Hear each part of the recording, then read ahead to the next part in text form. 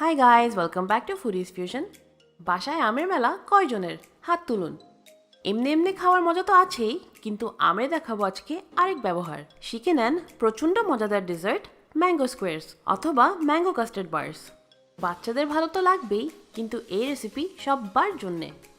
নিচে একটা shortbread cookie আর উপরে মজার ম্যাঙ্গো কাস্টার্ড।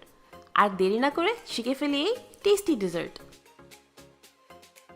নিচের লেয়ার যেটা হলো একটা শর্টব্রেড কুকি, সেটা বানিয়ে দেখাচ্ছি। একটা বাটিতে দিয়ে দিলাম এখানে 1 কাপ ময়দা, তাতে দিয়ে দিচ্ছি half cup icing sugar. Icing sugar না থাকলে আপনারা চিনি এমনি ব্লেন্ডারে অথবা পাটায় পিষে নিতে পারেন। এখন দিয়ে দিচ্ছি এখানে হাফ কাপ রুম টেম্পারেচারে রাখা বাটার। বাটারটা অবশ্যই রুম টেম্পারেচারে হতে হবে, না হলে কিন্তু হবে না। একটা স্প্যাচুলা দিয়ে একটু মিশিয়ে নিচ্ছি, আর তারপর আমি আমার হাত দিয়ে ভালোভাবে এটাকে একটা ডো বানাবো। এখনই বলে দিচ্ছি, তেল দিয়ে কিন্তু হবে না। এই শর্টব্রেড কুকি তৈরি করতে বাটারটাই প্রয়োজন। যদিও শুরুতে মনে হতে পারে যে মাখন যথেষ্ট ব্যবহার করা হয়নি, তবে দলতে দলতে আপনারা নিজেরাই খেয়াল করবেন যে এটা একটা খুব সুন্দর আঠালো ডো হয়ে গেছে।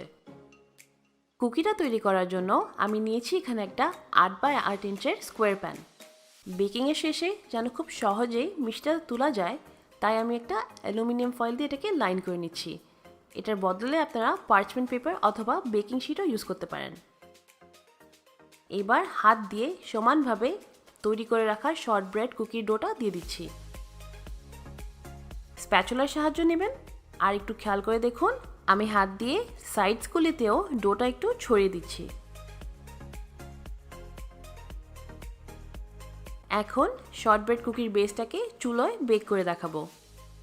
একটা হাঁড়িতে স্ট্যান্ড বসিয়ে এটাকে ঢেকে 5 মিনিটের জন্য হাইতে প্রিহিট করে নিতে হবে। প্রিহিট শেষে প্যানটাকে দিয়ে ঢেকে দিব 15 মিনিটের জন্য। আপনাদের ঢাকনায় যদি কোনো ছিদ্র থাকে ওটা অবশ্যই বন্ধ করবেন। চুলোর আঁচটা মিডিয়ামে থাকতে হবে। ঢাকনাটা দিয়েই আমার খেয়াল হলো যে কাঁটা চামচ দিয়ে এইভাবে ফুড